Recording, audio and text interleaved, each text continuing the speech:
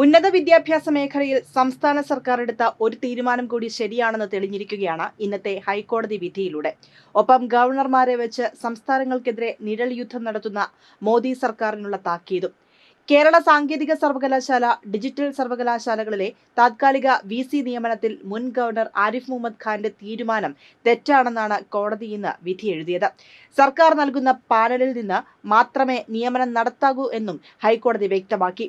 Ciza Thomas കേസിലെ division bench വിധി governor പാലിക്കണമെന്നും ഹൈക്കോടതി നിർദ്ദേശിച്ചിട്ടുണ്ട്. മുൻ ഗവർണർ ആരിഫ് മുഹമ്മദ് ഖാൻ നടത്തിയ നിയമനം നിയമപരമല്ലെന്ന് വിലയിരുത്തിയ കോടതി 2 സർവകലാശാലകളിലെയും താൽക്കാലിക VCമാരുടെ കാലാവധി 28-ന് അവസാനിക്കുന്ന സാഹചര്യത്തിൽ ഇപ്പോഴത്തെ നിയമനത്തിൽ ഇടപെടുന്നില്ലെന്നും അറിയിച്ചു.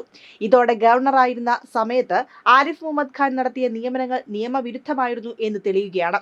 സംസ്ഥാന സർക്കാർ നിലപാടിന് വിരുദ്ധമായിട്ടായിരുന്നു കഴിഞ്ഞ വർഷം നവംബറിൽ സിസ തോമസിനെ ചാൻസലർ ആരിഫ് മുഹമ്മദ് ഖാൻ ഡിജിറ്റൽ സർവകലാശാല VCയായി നിയമിക്കുന്നത്. അതിനു മുൻപ് സംസ്ഥാന സർക്കാരിനോട് കൂടിയാലോചിക്കാതെ ഇവരെ ഗവർണർ കേരള സാങ്കേതിക സർവകലാശാലയുടെ VCയായും നിയമിച്ചിരുന്നു. താത്കാലിക VC നിയമനത്തിൽ സർക്കാർ നൽകുന്ന പാനലിൽ നിന്ന് മാത്രമേ നിയമനം നടത്താകൂ എന്ന വിധിയും സർവകലാശാല ആക്ടും UGC റെഗുലേഷൻസും ലംഘിച്ചായിരുന്നു ഗവർണറുടെ താൽക്കാലിക VC നിയമനം. എല്ലാ നിയമങ്ങളും വ്യവസ്ഥകളും കാറ്റിൽ പറത്തിക്കൊണ്ടായിരുന്നു ഗവർണർ ഈ നിയമനങ്ങൾ നടത്തിയത്.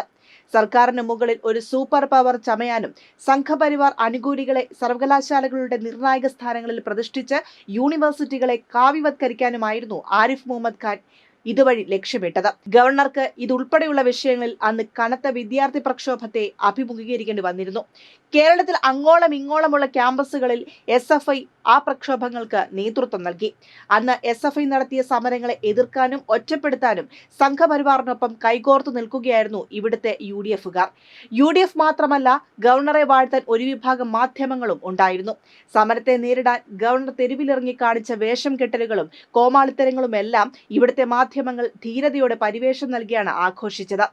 SFIയുടെ സമരങ്ങളെ ഇകഴ്ത്തിയും ആരിഫ് മുഹമ്മദ് ഖാനെ പുകഴ്ത്തിയും മാധ്യമങ്ങൾ യാഥാർത്ഥ്യം മറച്ചുപിടിച്ചെങ്കിലും സമരമുഖങ്ങളിലെ അണമുറിയാത്ത വിദ്യാർത്ഥി പ്രവാഹം ഇവിടുത്തെ മാധ്യമങ്ങളുടെ വ്യാജ വാർത്തകളെ ജനം തമസ്കരിക്കുന്നതിന്റെ നേർക്കാഴ്ചയായി.